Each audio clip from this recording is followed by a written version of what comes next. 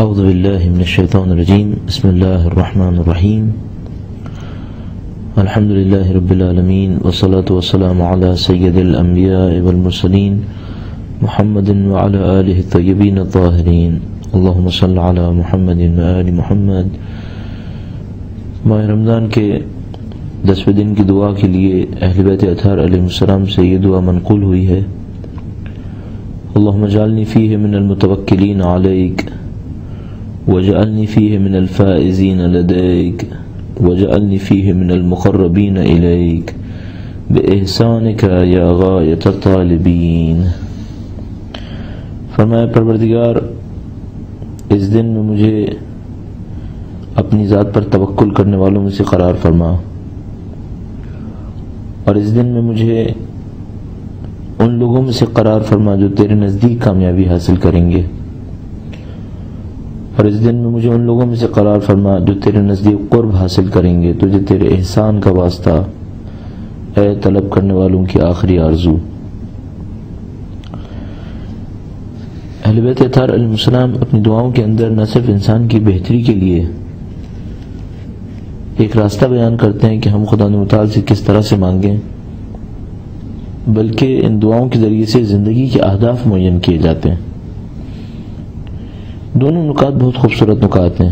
اگر اہل بیت اطہار علیہ السلام ہمیں نہ سمجھاتے تو ہمیں کیسے پتہ چلتا کہ ہم اللہ تعالیٰ کے حضور کس طریقے سے فریاد کریں؟ وہ جاننے والے تھے، وہ پہچاننے والے تھے بارگاہ قدسیت، بارگاہ احدیت میں تکلم کے آداب کیا ہیں۔ انبیاء اور ائمہ اطہار علیہ السلام کا یہ خاص کام تھا کہ وہ بیان کرتے، وہ بیان نہ کرتے تو ہماری زبانیں گونگی رہ جاتی ہیں بارگاہ احدیت کے اندر۔ فرمایا اس طرح سے مانگو، کہا اے پاک پروردگار اس دن میں ہمیں ان لوگوں میں سے قرار دے جو تیری ذات مقدس پہ توکل کرتے ہیں، ہدف معین کر رہے ہیں، در حقیقت معاشرے کے لیے قابل پیروی اقدار معین کر رہے ہیں، ویلیوز معین کی جا رہی ہیں۔ یہاں پر ہمیں ان لوگوں میں سے قرار دے دے جو تیری ذات پر توکل کرتے ہیں، نہ ان لوگوں میں سے قرار دے دے جو دنیا کی کامیابیوں پر توکل کر کے بیٹھ جاتے ہیں، اپنے جیسے کمزور انسانوں پر توکل کر کے بیٹھ جاتے ہیں۔ بدقسمتی سے چونکہ دنیا کی آنکھیں مادہ پرستی نے بند کی ہوئی ہیں، معمولاً دنیا کے لوگ نہ اس دنیا کے پیچھے چھپے ہوئے اسرار و دنیا کے پیچھے چھپے ہوئے مقاصد کو درک کر پا رہے ہیں، اور نہ اس پوری کائنات اور اس کے نظام کے پیچھے چلنے والے اللہ کے نظام کو سمجھنے کی کوشش کر رہے ہیں۔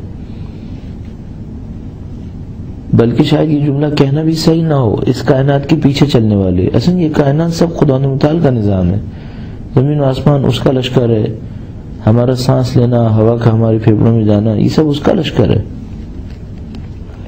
توکل اسی کے اوپر کرنا چاہیے تھا ہم نے چند دنیا کی مادی کامیابیوں کے اوپر توکل کر لیا۔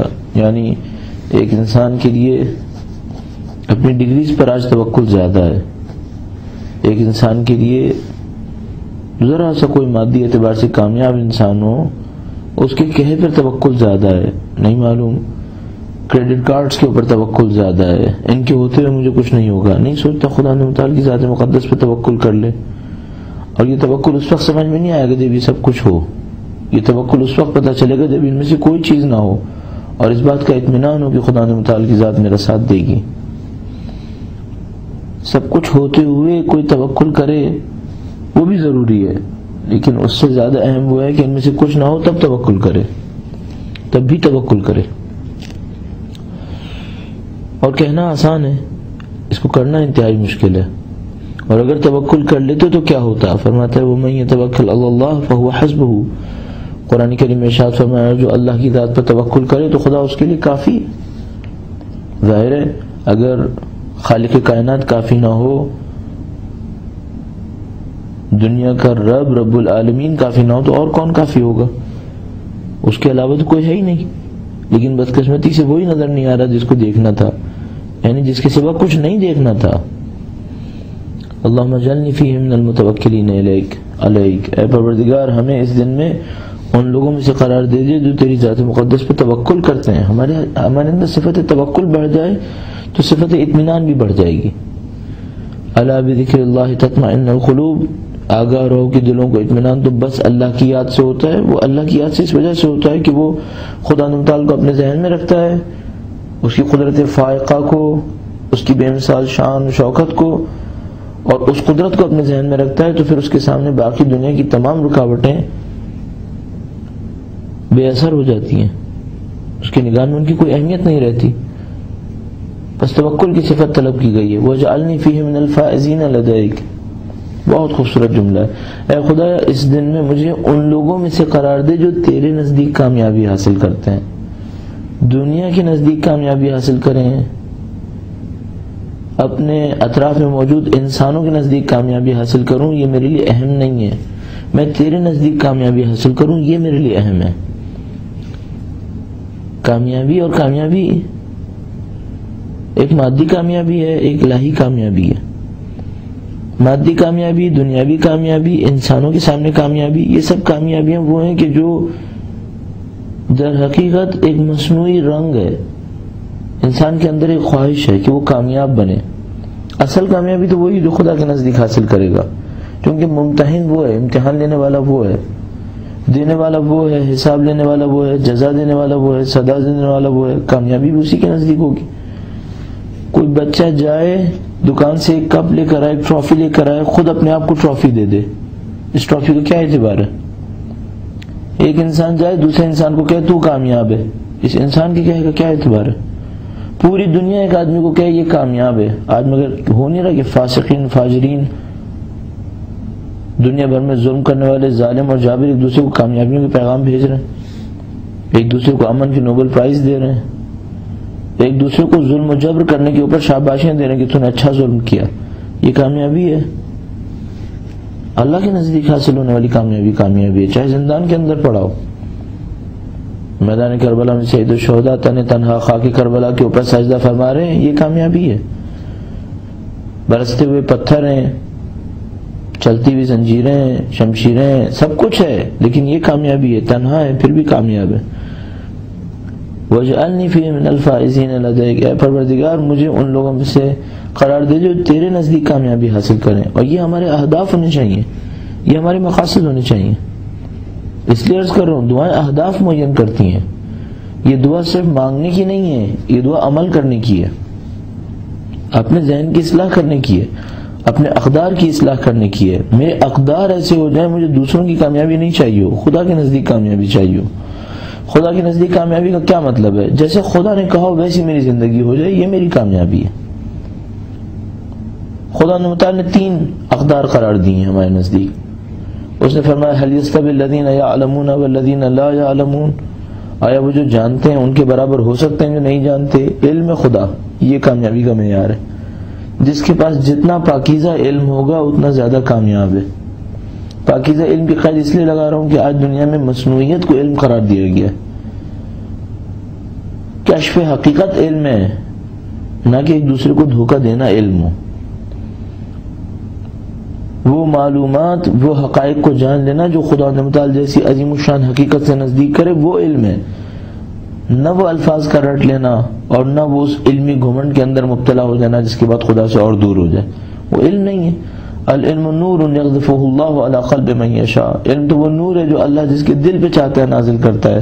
چھٹے امام ارشاد فرماتے ہیں وَاجْعَلْنِي فِيهِ مِنَ الْفَائِزِينَ لَدَيْكَ. خدا نے نے ایک ویلیو رکھی ہے، علم کو رکھا ہے. دوسرا رکھا ہے اس نے تقوی اور پرہیزگاری کو.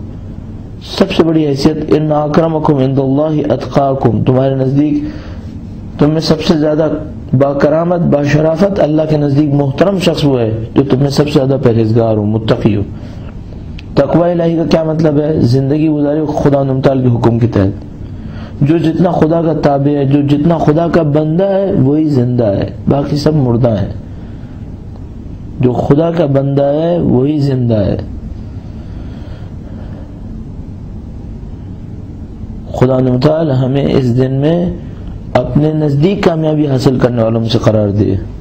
اب خدا کے نزدیک کامیابی حاصل کرنا بہت آسان نہیں ہے. صرف روزہ رکھ لینا کافی نہیں ہے، اپنی روح کو روزے دار بنانا ضروری ہے. اپنے جسم کو روزے دار بنانا ضروری ہے، اپنی خواہشات کو روزے کی قید کے اندر لے آنا ضروری ہے، اور پھر یہ روزہ اتنا مضبوط روزہ ہو کہ صرف ماہ رمضان کے اختتام پہ ختم نہ ہو، اگلے سال ماہ رمضان تک ساتھ دے تقویٰ اور پرہیزگاری کی کشمکش میں۔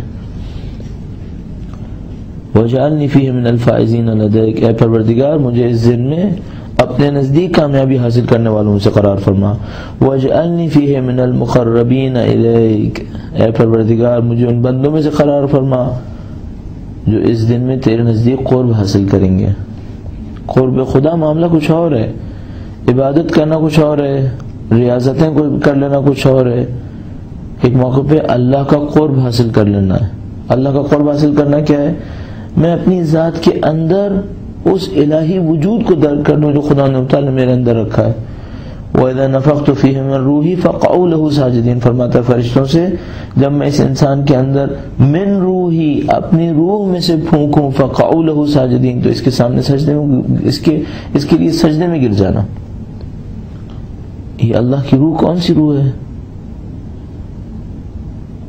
وَيَسْأَلُونَكَ عَنِ الرُّوحِ قُلْ هُوَ مِنْ أَمْرِ رَبِّي وَمَا أُوتِيتُم مِنَ الْعِلْمِ إِلَّا قَلِيلًا، اور اے نبی آپ سے روح کے بارے میں سوال کرتے ہیں، ان سے کہہ دیجئے کہ میرے رب کے امر سے ہے، اور جو تمہیں علم دیا گیا ہے وہ بہت کم ہے۔ ایک نورانی وجود ہے انسان کے اندر، اس نورانی وجود کو اتنا بڑھا دے اس کی شخصیت کے اوپر حاکم ہو جائے، یہ اللہ کی دی ہوئی اوصاف کے ذریعے ممکن ہے۔ خدا متعال کے اوصاف کو اپنی ذات کے اندر لے آنا، اس کے بعد یہ قرب ممکن ہے۔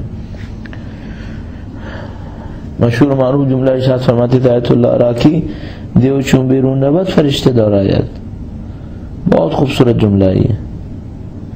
جب انسان کی ذات سے گناہ نکل جاتے ہیں، غلط خواہشات نکل جاتی ہیں، مصنوعیات نکل جاتی ہیں، غرور، تکبر، گھمنڈ سب نکل جاتا ہے، تب اس الہی فرشتے کے دل میں داخل ہونے کا امکان بنتا ہے، ورنہ ان نجاستوں کے ہوتے ہوئے پاکیزگی کہاں آ سکتی ہے؟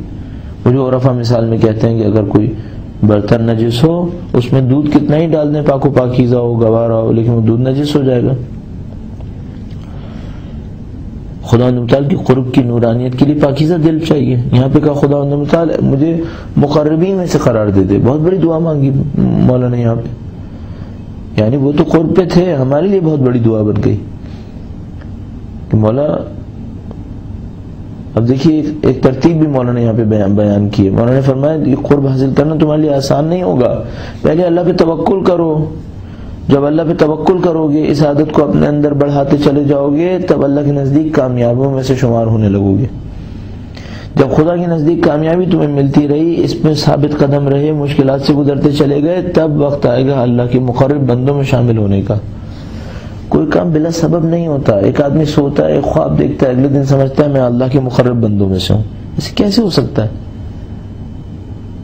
قربانیاں چاہیے، ایثار چاہیے، اپنی ذات سے فداکاری چاہیے، اپنی ذات سے گناہوں کا انکار چاہیے، نہ صرف عمل کے مرحلے میں بلکہ حتیٰ فکر کے مرحلے میں، فکر بھی گناہ نہ کرے، کسی کی برائی نہ سوچے، کسی کے لیے حسد نہ سوچے، غیبت نہ سوچے۔ یہ سب نجاسات، کس نجاست کے ہوتے ہوئے انسان نماز پڑھ پاتا ہے؟